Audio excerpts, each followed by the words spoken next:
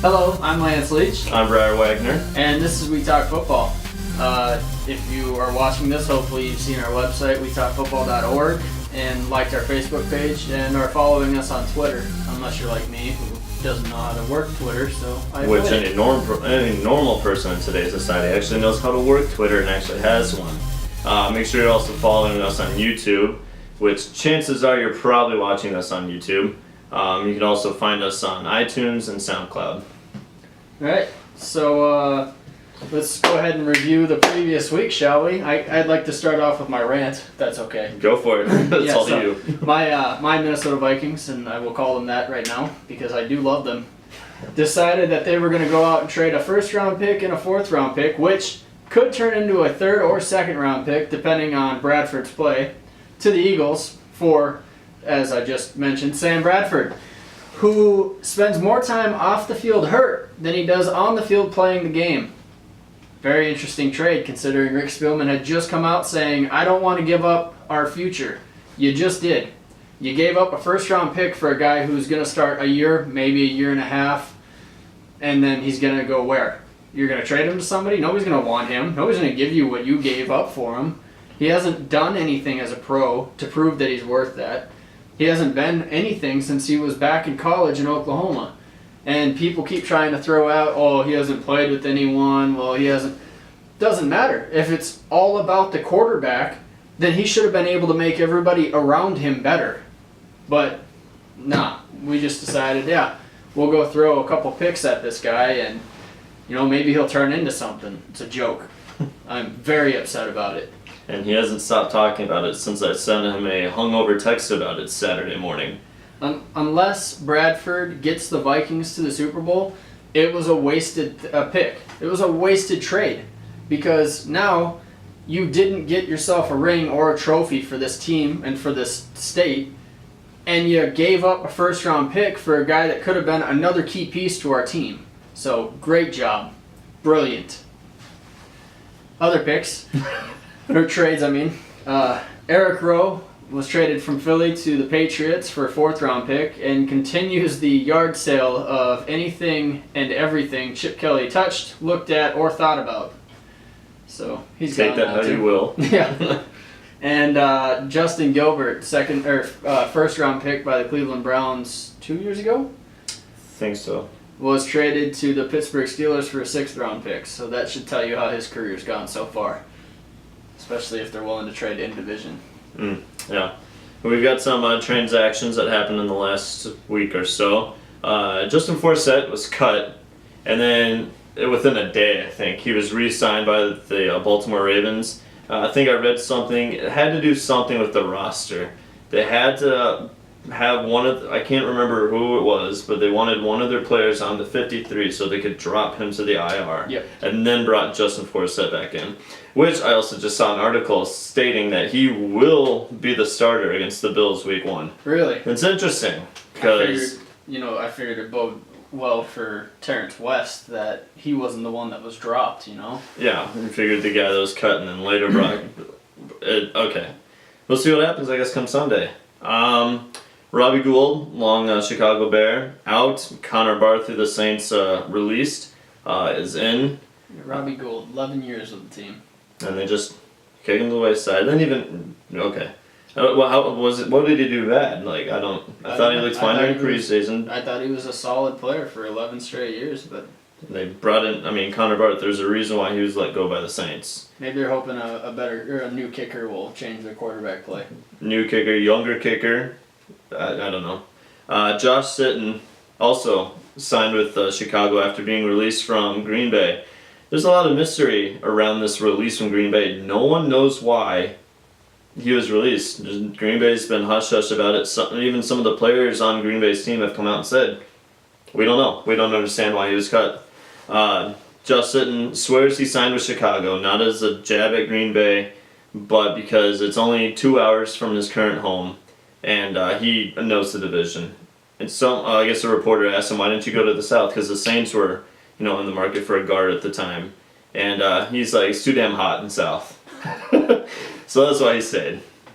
This is another interesting one. Mark Sanchez, we saw it coming. Cut by Denver. within hours was signed by Dallas, which has now landed Dallas under investigation for tampering.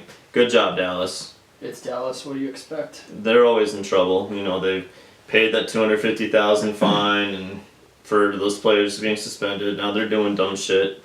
And then we got Austin Davis, cut by Cleveland, signed with Denver. I guess as a veteran replacement to Sanchez, kind of back up Simeon, and then I guess later on Paxton Lynch, who will more than likely be starting by season's end. I certainly think so. Definitely. All right. All right. You don't have any congratulations?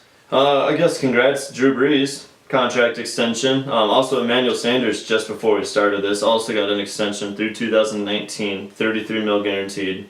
Good for him. Breeze got technically a 5-year extension. I guess this all falls under for salary cap purposes. Now they're seeing the money spread out over 5 years. So instead of the $30 million cap hit that the Saints would have, it's a $20 million cap hit, which is huge. That gives the Saints, I think, currently $13 million in reserve in case anything happens. But they also have a 2-year void. So in 2 years, they say, hey, it's not working, you know, you've progressed, or you've just digressed terribly, and we're going to void this. They can do so, no penalty. Also a no trade clause, and they are not allowed to use the franchise tag on them. It's stated in the contract. Alright, so now we'll jump into our fantasy starts and sits. For those of you who didn't watch any of our episodes last Shame on you. year. Shame on you. Yeah, almost an entire year now.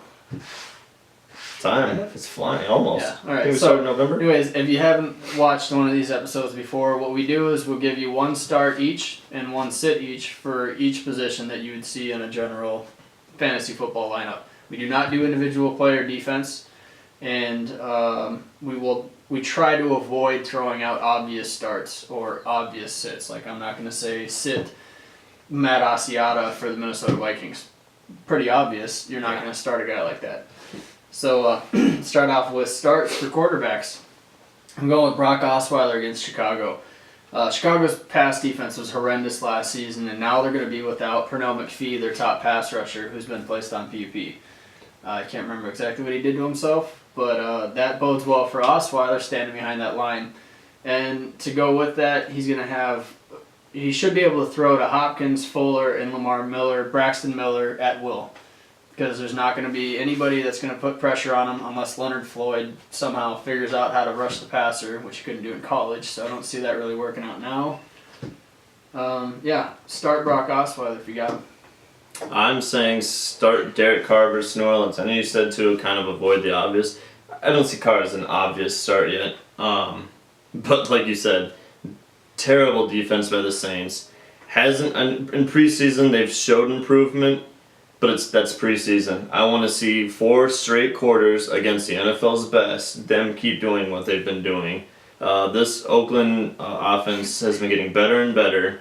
Amari Cooper is really developing as a receiver, a nice weapon. You've got Crabtree on the other side, who's really turned his career around. Definitely saying start Derek Carr.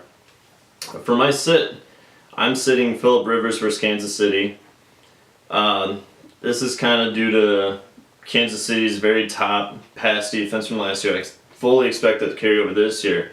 But now also looking at Phillip Rivers' offense, I know you hope so, but looking at Phillip Rivers in the San Diego offense, he has one weapon. And I have him listed as a sit too. Okay, maybe. I like Travis Benjamin. Okay, no. He has no weapons. Kansas City can match up with every single player that they will put out on that field. He has, at least to this point, no run game to fall back onto. Melvin Gordon didn't show anything last season. Hopefully he can turn that around, but no, you sit Phillip Rivers. My sit is Jameis Winston against Atlanta. Believe it or not, Atlanta was one of the top pass defenses in the league last year. You think about their cornerbacks with Desmond Trufant and Robert Alford, and the fact that I know that with Winston and what he did last year and his potential, it's very tempting to start him. He's got the big receivers and Vincent Jackson and Mike Evans, but don't do it. Don't do it. Sit him for this game, start him next week. I don't know who they have next week, but Atlanta, they improved on defense. They added some new depth to their pass rush, and yeah, I could see them getting after Winston and rattling him, and those cornerbacks are really good there, so avoid them.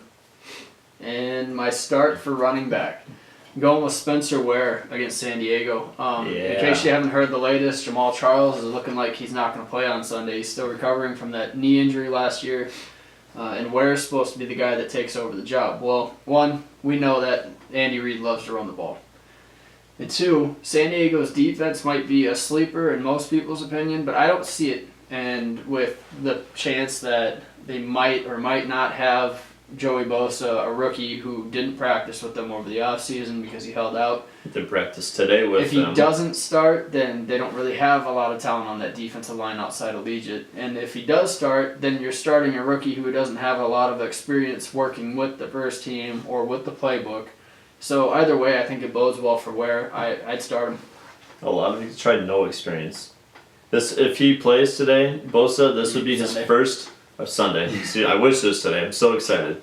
If he doesn't play, or if he plays on Sunday, that's his first padded anything since December.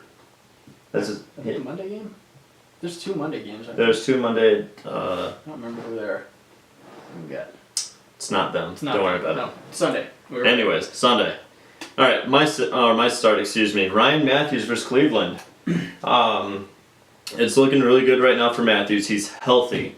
That's I think a key thing right here. He is healthy. He's the presumptive. He's the starting running back. I think Darren Sproles is going to be the third down pass catching back because that's what he's done all his career. But Ryan Matthews is going to be the guy that pounded. Cleveland had an abysmal rush defense last year. I don't know if they've improved. I mean, we'll see. We have to see. It's hard to predict these right now, just because we don't know how everyone's going to play. This is the first week. You can't really take what's happened in preseason because that's preseason. Coaches aren't coaching the way that they do in the regular season. The starters are getting maybe a series or a quarter to 2 quarters at most to play. So we have to see if Cleveland improved. My sit, Jeremy Langford versus Houston. A lot of this went into the fact that Chicago, they did improve a sitting. That's really all they've got for offensive line. Kyle Long. But they lost their center to IR. I think he's done for the year. I don't think they're putting him on the boomerang. And then their tackle, I don't know what they were doing this offseason, honestly. Then you look at what Houston's got for a defensive line. J.J. Watt's playing. Mm-hmm. That bodes terribly. Clowney looked great in the He did. He looked good, especially against the Saints. They have a subpar offensive line, more probably along the lines of Chicago. And Clowney made them look stupid, like they were standing on skates. So I'm gonna sit Jeremy Langford versus Houston. Okay. Where are we at? We're at receivers. Do it.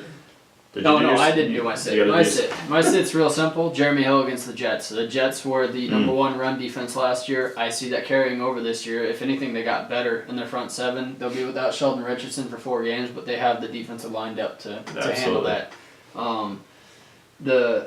That and to go with that, if Hill starts to struggle, if he's not getting the yards they want, I could see them benching him, putting in Bernard, and just letting him run with the team, because at least Bernard gives them that receiving back option and that threat, so they can't just generally assume, oh, he's in there to run the ball.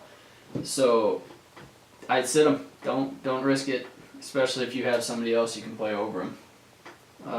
Except Jeremy Langford. Right. Starting for wide receivers, I'm going with Doug Baldwin against Miami. Might kind of be viewed as an obvious choice. I wouldn't necessarily put him as a top-tier receiver yet. But Miami's number 1 corner is Byron Maxwell. And we watched him get burnt on repeat all season long last year as the number 1 corner for Philly. So I think Baldwin's going to do the same to him in week 1, and Wilson's going to have a good time throwing the ball to him. For my start, I've got Dante Moncrief versus Detroit. It's another one of those, you could kind of see it as an obvious. T.Y.'s the number 1 guy there for Indianapolis.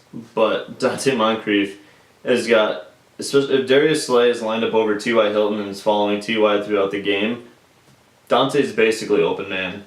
He's going to burn, I can't remember who the second corner is. I read it, forgot it, it happens. Dante's going to be running free. Andy Luck, I think, is going to come back in a great way like it was 2 years ago, not last season. Last season's over. I think that was a fluke. I'm going to start Dante, especially over Ty. For my sit receiver, I've got Jarvis Landry versus Seattle. This doesn't need much explanation here. Legion of Boom, they just seem to be getting better and better. Richard Sherman's probably going to be covering them, which means he's going to be locked down. I'm laughing because your computer says Jarvis Laundry. Goddamn autocorrect.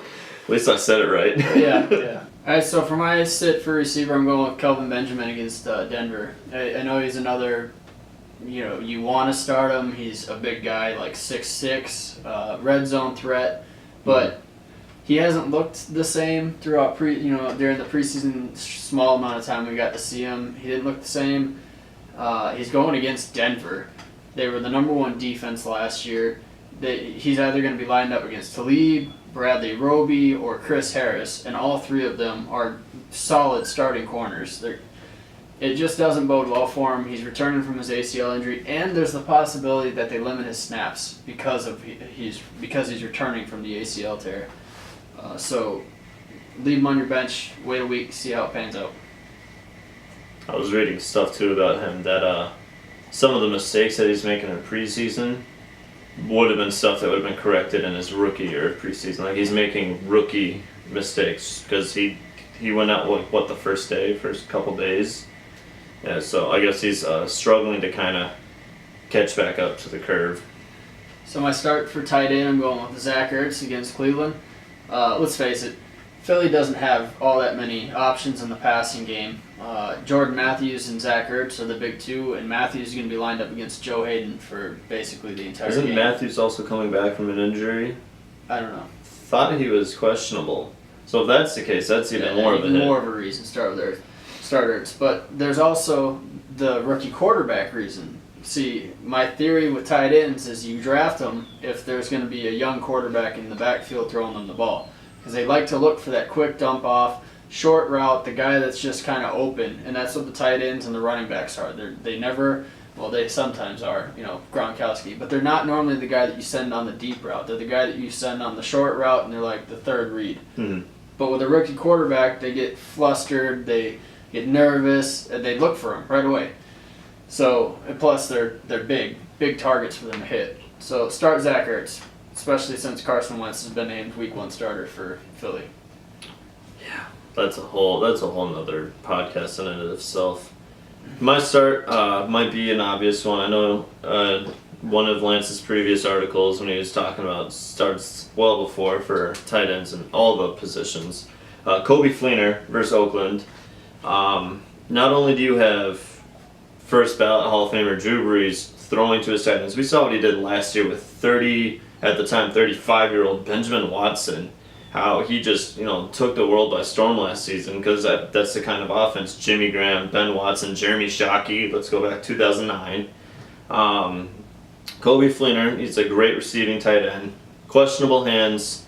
Not only that, Oakland was one of the actual worst teams when it came to defending the tight end position. Their defense, they've got that great push up front. Pretty good corners. I know they lost, Charles Woodson. It's a huge hit to their secondary. All the more reason to start Coby Fleener. That's all. I mean, this will probably be the only week we say start Fleener because he's a pretty obvious choice. But this is too good of a matchup to pass up. All right, my sit. Kind of alluded to this earlier. Sit Antonio Gates versus Kansas City. Kansas City, I think, was the 3rd best defense in defending against the tight end position. Antonio Gates is an old man on crutches. 36 years old. Old man on crutches at this point. Not to mention, who's in the wings waiting to take his spot? Hunter Henry. Hunter Henry, who's chomping at the bit. They've already said that they're going to be splitting reps. Like, they're going to be splitting back and forth. If I was San Diego, I'd be running 2 tight end sets, similar to what New England ran back when Aaron Hernandez wasn't locked up in prison. For murder. Double murder. Triple. 3 murder. Was it 3? I think he's at 3 now. Oh. I think he's got 2 in one state and another in another state. Let's not get off track. Anyways, sit Antonio Gates versus Kansas City. But I think with San Diego's receiving options, it would bode well for them to start both of them and then run Travis Benjamin and Keenan Allen on the outside. Mm-hmm. So I like that idea. But yeah, definitely don't start him against Kansas City. Definitely not. My sit is, everyone just calm down. It's Rob Gronkowski, all right? Whoa! Stop freaking Blasphemy. out. Stop freaking out. The guy who drafted him first in our league's pissed. Yes. let's just take a deep breath. He is the number one tight end in the league. I'm not gonna deny him that. But he is going against the Arizona Cardinals. That's just a tough matchup in itself. Then you add in that he's not going to have Tom Brady throwing the ball. He's going to have Jimmy Garoppolo throwing him the ball. Don't like it. And with the addition of the pass rush for Arizona, Robert Kemdishi, Chandler Jones, they already have Calais Campbell. It's just, I don't like the look of it for New England in week 1. I don't like the look of it for Rob Gronkowski. So I'm not saying go out of your way and bench him and go find somebody off the waiver wire to start. But if you have a decent option behind him, I'd think about putting him on the bench. Might not. I think I might take him off just because he's facing Arizona. If I wanted to, I could allude to starting Gronk. That's also a rookie quarterback rotations, his first kind of real starts. Then he's going to be looking for Gronkowski to, kind of get that ball off, dump it. But against Arizona, that's what I'll say, kind of pull him back. But if he's all you've got, plus he's not going to disappoint. Plus he's gonna draw the coverage, and Garoppolo's gonna have Martellus Bennett on the other side. That is also true. Away. We hear all the time handcuff running backs. That's a handcuff tight end set there. So yeah. Kickers. My start for kickers is going to be Nick Folk against Cincinnati. I'm going with the idea that there are some people out there like to stream kickers, that like to stream defenses. So if you're out there and you're looking for a kicker to start for the week, go with Nick Folk. The Jets have Fitzmagic back. They're ready to roll on offense. They're looking like they did last year. I like the idea. And the Bengals will be starting new players at key positions. Like they don't have Leon Hall. Jerry Kirkpatrick's going to be filling in for him, which means that now Darqueze Dennard's going to be sitting up there at the top 3 corners. You got new safeties. New safety. Did Georgia Loca re-sign with them? I think they re-signed one of them. I know Nelson's gone. And then you have, the linebacker? Perfect. He's suspended right now. So 3 games? Yeah, so they're going to have some problems on the defense. I think that the Jets could take advantage of that, and at the very least get it down within field goal range regularly for him throughout the game. I'm saying start Mason Crosby. I know we talked about this a little. Jacksonville has improved their defense, which they have. Not going to hit that. Jacksonville is abysmal, especially when it came to kickers last year. Their pass defense, well-documented struggles. But this is still an Aaron Rodgers-led Green Bay team. Jordy Nelson is back. Cheeseburger Eddie, everyone likes to call it Fat Eddie. He's slimmed down. He's back. He should be back to running like he was in 13 and 14. Until we can see Jacksonville acting like they should look on paper.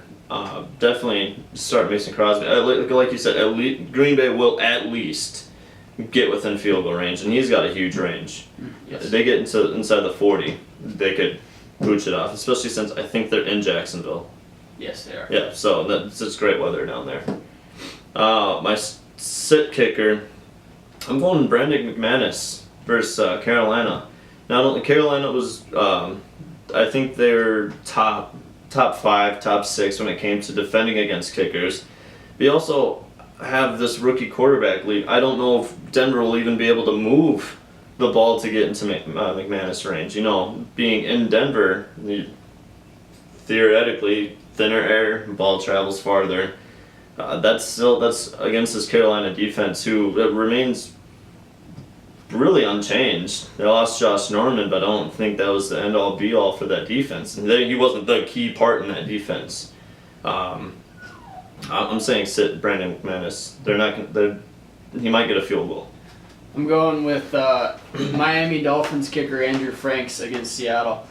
I know most of you are probably like, who? Yeah, I kind of was too. That's what I said. But just don't fall into the trap of believing that this will be the year where Miami's offense finally takes off. I like Adam Gase, and I think that is a possibility, but I feel like it might take a year for everyone to settle into the offense, or at least a few games. So don't expect them to blow up right off the bat. Plus, they're going against Seattle. That just makes it difficult as it is. So don't go out and add him if you're streaming kickers. If you have him, bench him, find somebody else. Defense. I'm going with Carolina against Denver. Obvious choice? I don't know if I'd call it an obvious choice just because, most people look at it like, especially if you're a team or you're in a league where you get or lose points based on how many points the opposing team scores, because then you got to factor in Denver's defense and what they're going to do. But I think Carolina is going to have a lot of fun in this game. They have 2 rookie cornerbacks that are going to be playing in their top 3, depending on how they use Benwikere, however you pronounce his last name. Depending on how they use him, those 2 rookies could be outside. One of them could be in the slot. You're going to have to deal with that. But they still have Kurt Coleman, who was second, I believe, tied for second for most interceptions last season. You got Luke Kuechly. We saw what he could do in the playoffs. He did it during the regular season too, so don't be fooled. They're going to be able to create turnovers with Trevor Siemian back there, man in quarterback position, and that offensive line still being real iffy. I think that Carolina could at the very least give you points off of turnovers. I'm taking Philadelphia versus Cleveland. Saw an interesting stat which helped me kind of solidify this. Robert Griffin III, his last 22 starts, he has thrown 18 interceptions, fumbled it 20 times and lost 8 of those. We haven't seen him play in over a year. Who knows if he's gotten better? May have gotten worse. He hasn't had that time. Washington didn't use him literally at all because they didn't want to pay that insurance policy that was a part of his contract. Philadelphia last year, they were good at forcing turnovers, scoring on those turnovers. So it was another one of those instances. If they were playing farther down the season, and we actually got to see how these Cleveland Browns played under Hugh Jackson, we might be saying no, stay away from Philadelphia. But Robert Griffin III's his resume as of this point is this is going to be a really happy defense. And you're not going to have to worry about Josh Gordon. That too, yeah, they're missing Josh Gordon.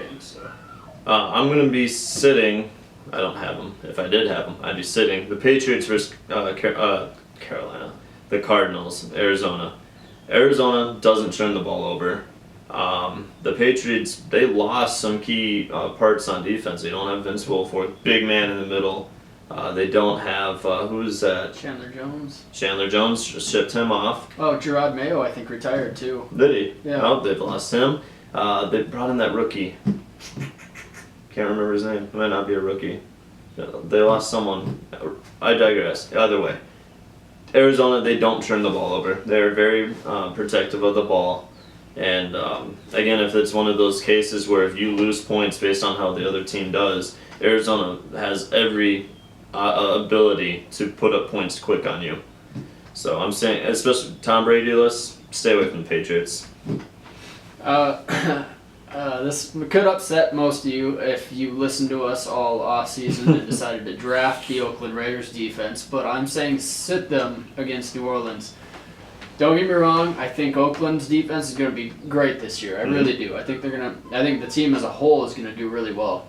But New Orleans offense is not a team that you want to go ahead and start a defense against. They're going to throw the ball. They're going to put up points. Drew Brees is going to, especially if you take negative hits for yardage allowed, because Drew Brees is going to put up big yards. Ingram's going to run the ball. It's a really good offense and not one that you want to play a defense against. So sit Oakland. Don't drop them. Somebody will take them from you, but I'd sit them. I will take them. And now we're ready to jump into our weekly picks.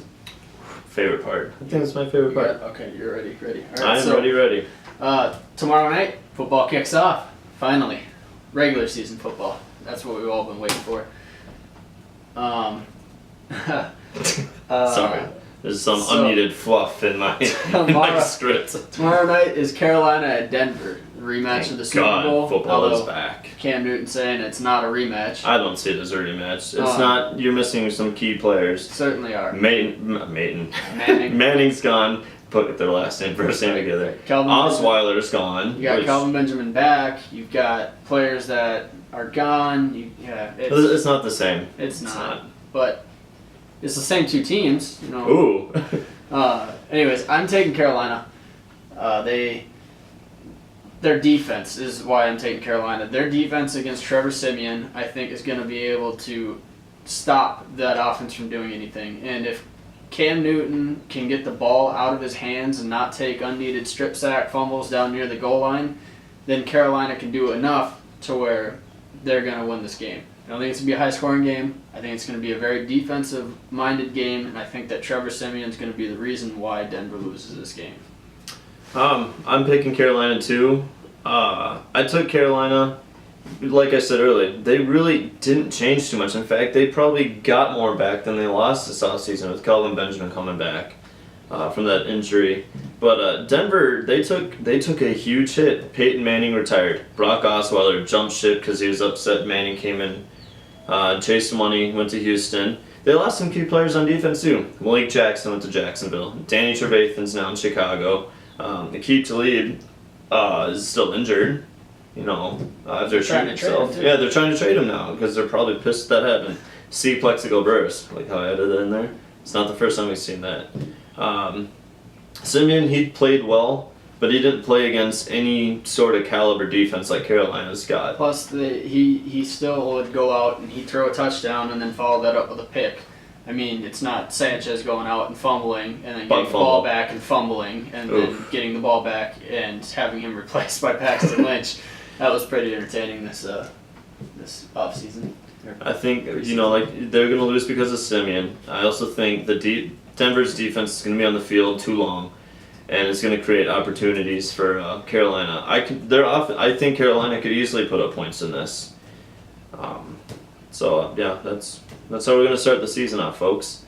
All right. Tell what I bolted on that next one. I got Minnesota and Tennessee. Oh, well, it's Tampa Bay versus Atlanta. Well, that's the next game. It's Tampa Bay versus Atlanta. I'm taking Atlanta in this. Everyone seems to forget Atlanta last season started 5-0. I think they went 5-0 or 6-0. They were running with Carolina being undefeated. Same conference, same division. I think Atlanta's going to bounce back. I think they're going to come in the same way they started last season. I think for the better. Atlanta, they won their first 5 games. They slumped. I think they went 1-6 their next 7 games or so. One of those losses was a 38-0 trouncing by Carolina. 2 weeks later, hands Carolina their first loss. They've got all the talent they need. They've got another season under Dan Quinn. Dan Quinn, thank Absolutely. you. I think we're going to see Atlanta's one of those fringe teams that I think they make the jump this year. I'm with you on that, and I'm also going with Atlanta. I think that the key here is going to be who is Tampa Bay going to line up against Julio Jones. Because I like Vernon Hargraves, but he's a rookie. You don't just throw a rookie on one of the top 3 receivers in the league. Top 2, honestly. Mm-hmm. Him and Antonio Brown. But you don't just throw a rookie cornerback on him. So I think that it's going to be Matt Ryan to Julio Jones. Tampa Bay is not going to be able to keep up passing the ball wise because of Atlanta's secondary. Mm-hmm. And I think Atlanta ends up running away with the game. So on to the next one. I'm going with Tennessee over Minnesota. Ooh. A couple reasons. One, if the Vikings decide to start Sam Bradford, he doesn't even have a week of learning the system under his belt. And if they decide to start Shaun Hill, he can't even throw a 15-yard pass downfield without it looking like a basketball shot. Oh, man. AP can do it by himself. He's proven that in the past. Christian Ponder, 2013, was that 10-6? But it's not like Tennessee. Tennessee's got Marcus Mariota, who can run it with his, With his legs? With How his else legs, is he gonna run it? with his hands. You never know. Oh, okay. He can throw the ball. He's got Delaney Walker. He's got Tajay Sharp, who I have been very high on since watching him in the preseason games. He's got the 2-headed just power backs in his backfield with Derrick Henry and DeMarco Murray. And Tennessee's defense isn't as bad as most people might think it is. So I'm going with Tennessee. I'm taking Minnesota for this one. I don't buy into the whole, Minnesota, season's down the drain. Flush it. They're not. Don't flush it now. they're They're much- first round pick. They're much. They're built much like Denver was built to survive off their defense and their running game. Peyton Manning last year could barely throw the ball 15 yards down the field. Yeah, I know he's Peyton Manning. He didn't win it from his arm. Not a single game was won because of Peyton Manning throwing the ball. But Sean Hill can't walk up to a line, read a defense, and then just switch it over That's to a what AP. perfect run. I've got a lot of faith, especially in the defense. To set them up in position. It's Adrian Peterson. I'm not going to count him out until he's retired. Yeah. Or until he shows any reason why he cannot carry this team. He's done it before. He'll do it again. I'm taking Minnesota. Who do you got next? Cleveland, Philadelphia. That's who I That's got. what you have next. Where did you write this? Where did you write this I down went from? into Google and typed Oh, NFL that's where schedule. NFL.com. Philly versus Cleveland. I'm taking Philly in this. Much like we said during the start and sit 'em, we don't know what Cleveland's going to do. I like the pieces that Philadelphia's put in place to make this. Man, I'm really sucking with names right now. Who the hell is the coach? Hugh Jackson?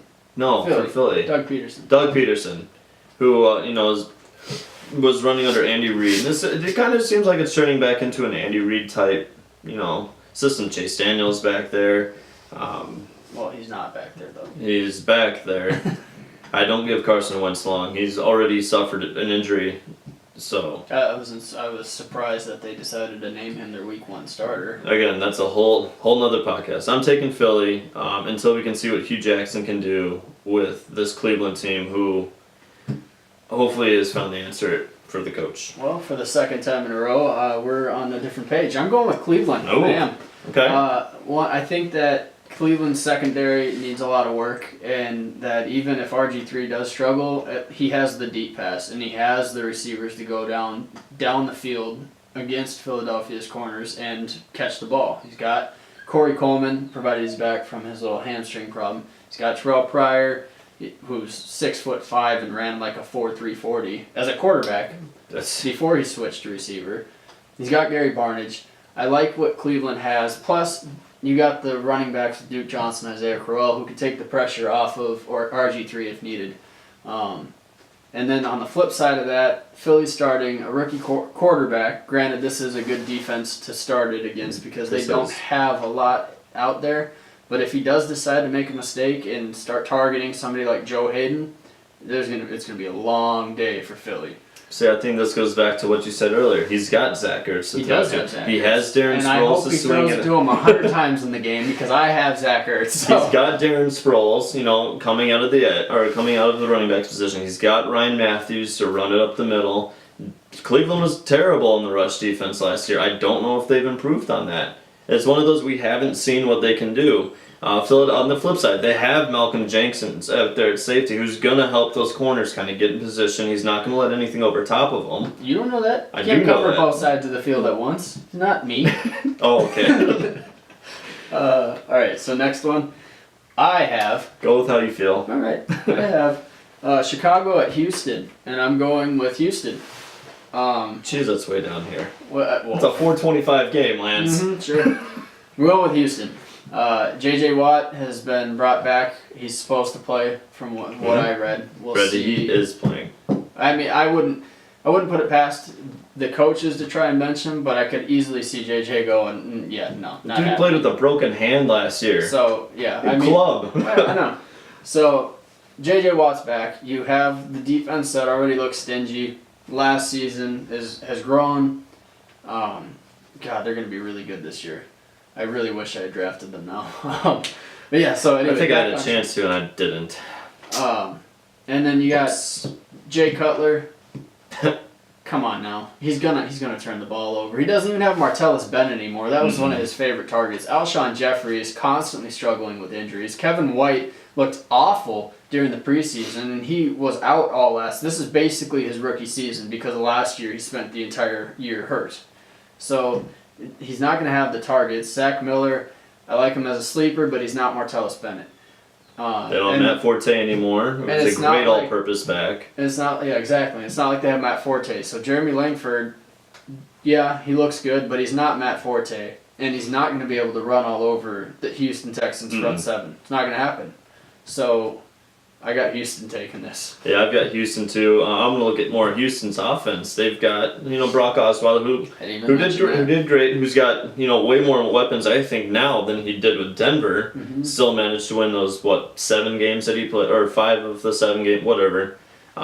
He's got DeAndre Hopkins. He's got Will Fuller. He's got he's got weapons that he can play with. He's got Lamar Miller running the ball. Lamar, who's looked good this preseason. If he stays healthy, he's got a better line now than he did playing with Miami. And it looks like Houston actually knows how they're going to use him.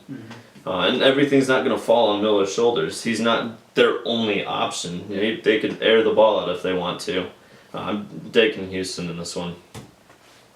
So we're going to go back to the normal schedule. Cincinnati versus the Jets. Oh, that's way down here. Jesus. So off today.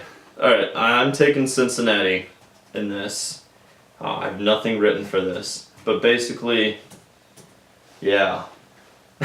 You're going with Cincinnati. I am taking Cincinnati. Mostly because, jeez. You want me to go? You can go. I'll piggy off you. I'm going with the Jets. It's not helping. I'm going with the Jets because of their line. You got Muhammad Wilkerson, you got Leonard Williams. They brought in Sheldon McClendon, who's going to be that monster in the middle. Darren Lee, not really talked about during the preseason, but he looked exactly like what they wanted out of him. That fast front seven, kind of hybrid rover player, almost like a hybrid linebacker safety. He looks like what they wanted to get out of him with their draft pick. And the secondary, you still have Darrelle Revis, who, another year older, but he still looked good last year. Very good. The question is who is going to play opposite of him, because I heard Buster Screen is, injured, not injured, may or may not play. But yeah, the Jets defense still looks solid. And then on offense, you got Ryan Fitzpatrick back, throwing to Brandon Marshall and Eric Decker. And they have Matt Forte, plus Bilal Powell, who's supposed to be, switching in and out with them.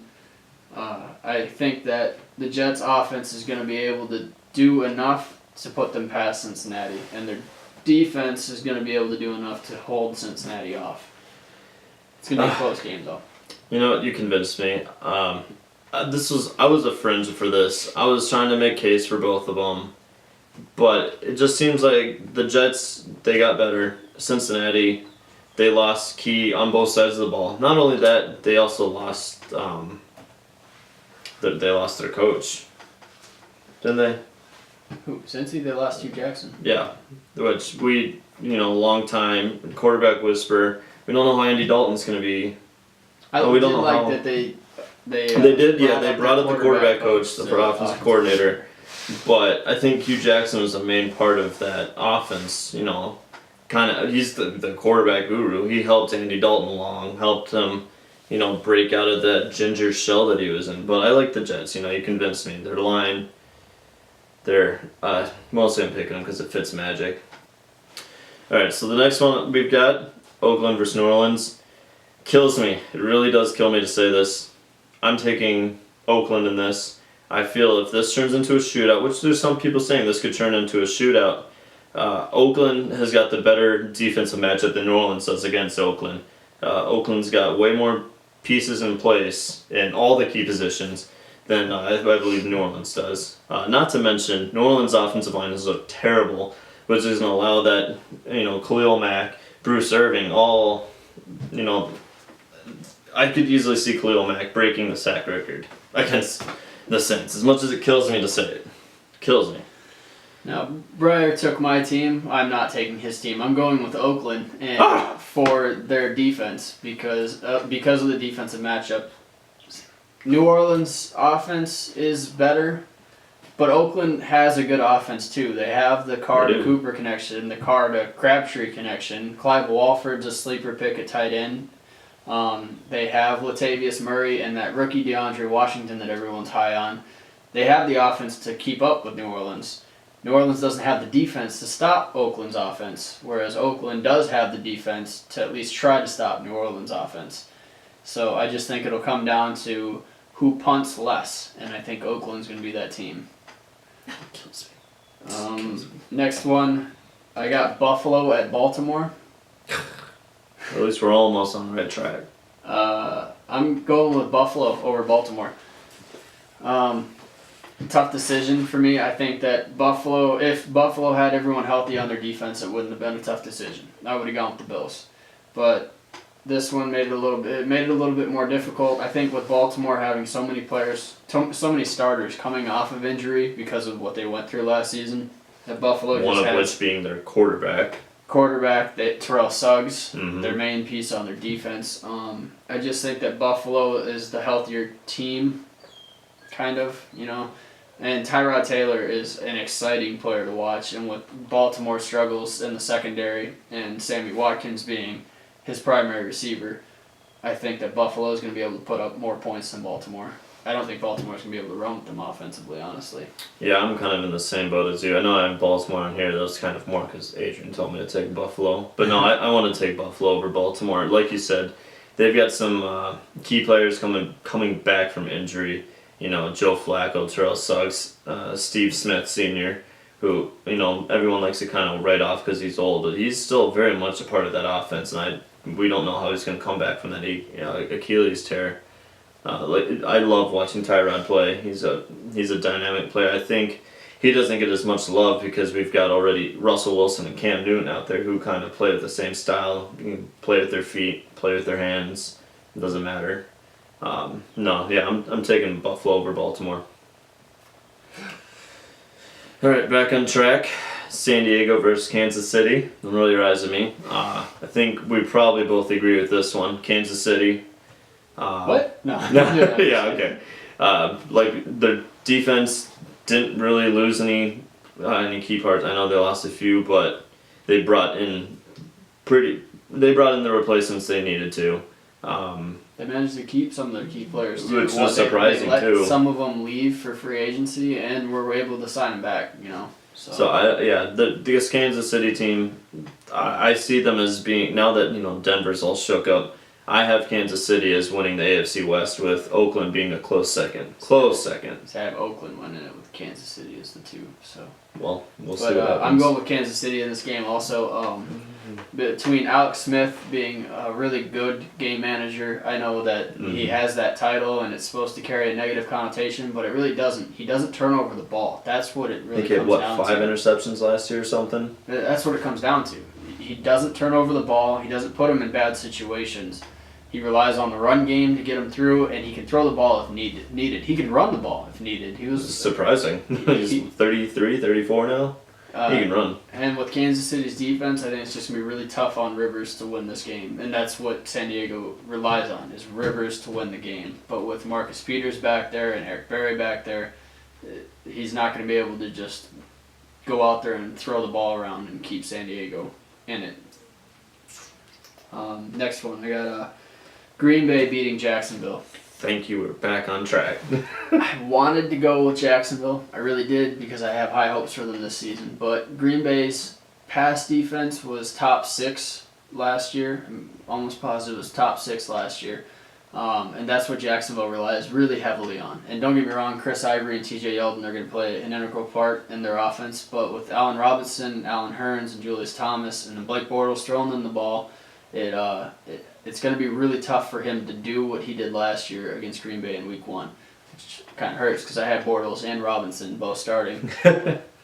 Whoops. I could bench Bortles, but I'm not going to. But I just think that Green Bay's defense is going to be able to keep Jacksonville down while we watch Aaron Rodgers be Aaron Rodgers, with Jordy Nelson and Randall Cobb back healthy, and Eddie Lacy slim back down. Mm-hmm. So this Green Bay offense is back to looking very dangerous. I don't like it.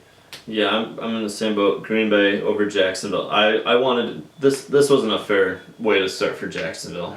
They should have started against Cleveland. Let the train get rolling. They're probably going to start this season with an L, but this should only be one of 6. I'm calling 10-6. One of 6 L's. This wasn't a fair fight. Anytime you're going against Aaron Rodgers, you can't discount Green Bay, even when it looks like they're about to lose in the final seconds of the game. Hail Mary. He did it twice last year. That most quarterbacks, they don't even get 1. He did 2 in a season.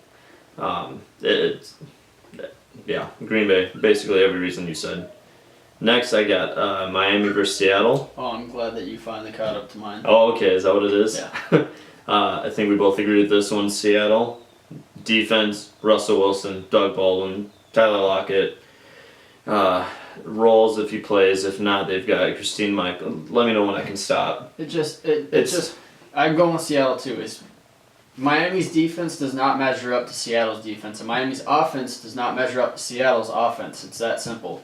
To be fair, there isn't many defenses that can measure up to Seattle's defense. Russell Wilson is a lot better than Ryan Tannehill. As much as everyone wants to try and say that Ryan Tannehill is going to get there, we haven't seen it yet. Russell Wilson's already there. Mm-hmm. And then defensively, you still have Michael Bennett, you still have Richard Sherman, you still have Earl Thomas and Cam Chancellor, and Bobby Wagner. And they just always seem to replace the pieces that you think were so important like it's nothing. So I'm interested to see who they replace Bruce Irvin with, but yeah, Seattle. I don't think it'll matter. On to the next one. We got the Giants at Dallas, and I'm going with Dallas. This is a tough decision to make because, Romo's not in. They're going to be starting a rookie at quarterback and at running back with Dak Prescott and Ezekiel Elliott. Both looked good in the preseason, but it's preseason. You got to temper expectations though. But I think with the Giants trying to revamp their defense by throwing money at it, it's not going to work. I really am a firm believer that it's not going to work this year. And I think Dallas is going to go out there and poke that little bubble that they got with a pin, and you're just going to watch everything fall to pieces. I'm going with Dallas. I chose Dallas too. I was kind of fringe with this. I picked the home team in a division game. Yeah, you could say, it was preseason for Prescott and for Ezekiel Elliott. Look at the other rookie quarterbacks. They kind of struggled this preseason. One of them's going to be third. Is going to be in street clothes come Monday, just because he's not caught up to where he is. Dak Prescott was a 4th round pick, third, something. He was something like that. He was I could easily. I predicting that when Romo comes back, he's not taking the starting. I think Dak Prescott, especially playing behind that offensive line, he's going to have all the time in the world.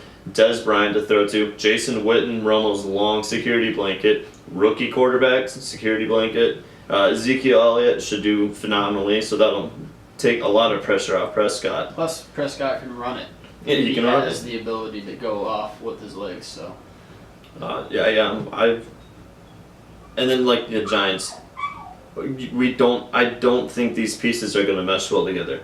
$200 million they could have invested in other ways, and they picked a bunch of players who, I used to do this in Madden all the time. It never worked for me. I would just go out and grab the best defensive player I could, and this is what they seemed to do. They didn't see if they would all mesh well together. And preseason, we didn't even get a good look at them because they weren't on the field long enough to kind of get a good feel. So I'm going to take Dallas with this. Detroit versus Indy. I'm taking Indy in this. Did you have Detroit and Indy next? Yeah, I did. Okay. Taking Indy. Andrew Luck is coming back. Is Andy Luck? I think last season was a fluke. It was a fluke. He played through injuries. I think coach talked to him a lot. He's going to be smarter with the ball. He's not going to take those hits. He's going to be sliding, take himself out of those positions. He's got T.Y. Hilton. He's got what did I have here? Dante Moncrief to throw to. If T.Y. is being covered by Darius Slay, Moncrief's going to be open. I said it. He's going to be able to air the ball out, and I don't think Detroit has the weapons now that they lost Megatron to go stride for stride with Indianapolis. I'm going with Detroit, and it's because of one name. Is Ziggy Ansah. The Indianapolis offensive line is awful. We saw it during the preseason. We knew it because they refused to address it in previous drafts. How many times did I say they need to draft offensive line? They finally drafted a center, but he's having a hard time picking up the playbook. They drafted a tackle in the 3rd or 4th round. He's not even supposed to play this year because he's having such a tough time picking up the playbook. And then they got Anthony Costanzo, I think, who is their all-pro left tackle who's struggling, who was injured last season, who has a history of injuries, and then you got Ziggy Ansah, who a lot of people are picking as a dark horse to take Defensive Player of the Year. He had something like 14 sacks last year. I think he's going to just terrorize the backfield, and if I've noticed anything from quarterbacks coming back off of major injuries, they're real jumpy in the pocket when they first come back. So I think Ansah gets in there, puts Luck under a lot of pressure, and there's going to be mistakes that are going to be made, or he's just going to constantly be throwing the ball away because he doesn't want to get hit. So I think Indy's offense struggles against Detroit's defense, and that Stafford is able to keep them, and especially with the Colts' secondary is another area of issue. They had a lot of injuries that happened over the offseason, and their secondary is an area that took a major hit. So with Golden Tate and Marvin Jones and Eric Ebron, if he's healthy and can play, I've heard that he might not. But even if he doesn't, you have Joseph Fourier or I'm not sure if they still have him, but Brandon Pettigrew. They have Amir Abdullah, who likes to fumble, but he's explosive when he has the ball in his hands. When he keeps the ball in his hands. Right. But I think that with Indy's secondary problems, their defensive line problems, their best defensive lineman suspended, Arthur Jones. I did also fail to mention Vontae Davis is injured and might not play. Another reason why not to go with Indy. I'm going with Detroit. I'm still going to take Indy. Next game, we got New England at Arizona. And, yep, we're both picking Arizona. Surprise, surprise. Jimmy Garoppolo. It's a rough way to get your first start. Yeah, I talked about Jacksonville getting a rough start. This is even worse. Arizona's defense, I think, is going to end up having their way with Garoppolo, especially with the additions to their pass rush. It's going to be fun to see how their defense improves with that addition. And then on offense, Carson Palmer to Larry Fitzgerald or John Brown or Michael Floyd, or even that tight end, Troy Nicholas, who I've heard a lot about, a lot of hype going into him. And then David Johnson, yeah. Yep. Absolutely love that kid. Arizona is going to run away with this one. Yeah, I don't need to say anything else to it. All right, next. Pitt versus Washington. This was another one I was kind of up in the air, but anytime you're going against Big Ben, Antonio Brown, this Pittsburgh Steelers defense, they're not this defense they used to be, but they're still a highly respected defense. I couldn't pick against Pittsburgh. See, I went with Washington. I'm with you. It was a toss-up, definitely. I went with Washington because, one, they're at home, which is generally how, if I'm sitting there and I can't choose between the two, I'll normally take the home team. And two, Pittsburgh's secondary. It's still real iffy. Their best corner is William Gay. Not really all that impressive. They drafted a corner in the first round, Artie Burns, and they're saying he might not even play. They're saying that a kid that they drafted in the third round might play over him. And then Bud Dupree is also on IR. Yeah, Bud Dupree's on IR. There's a lot of youth in their secondary, and I think Kirk Cousins, given he only had one solid year, but I think that he grew over the offseason even more, especially with some of the comments he was making where they asked, are you going to hold out from your franchise tag? And he said, no, I haven't proven anything yet.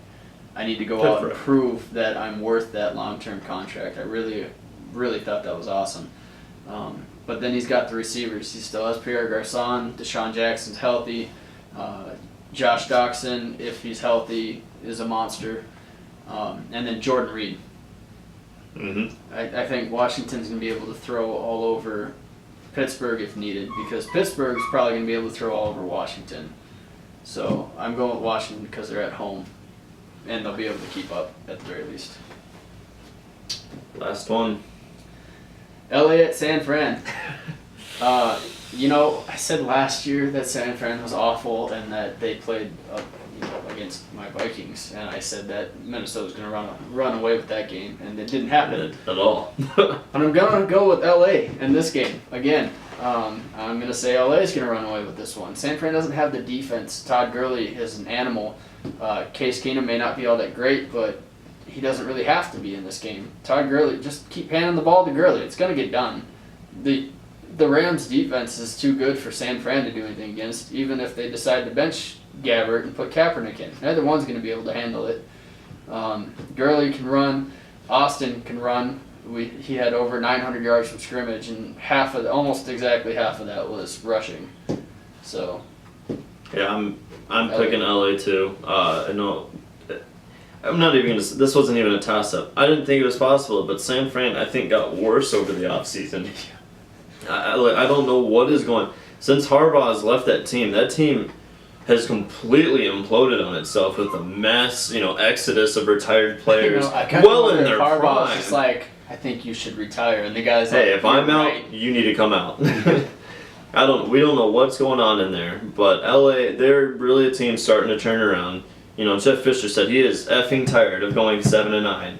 I don't think they'll go 7-9. They play in a really tough division though. Huh? So now they go 8-8. Now they're going. Hey, that's an improvement. San Fran is gonna be lucky to go 5-11, but it's like all the pieces you said. Gurley, huge. Even if they start stacking, 8 in the box to try to stop Gurley, let Tavon Austin run up them, and he's gonna outburn anyone they've got on defense. So, I'm with you. LA's gonna literally run away with this one. Yeah. So that wraps that up. Hope you enjoyed it. Tune in next week, and try not to spend all your money on our picks because I don't want to be responsible for that. Do it. Go to Vegas this weekend with all my picks. Whoa. Bye.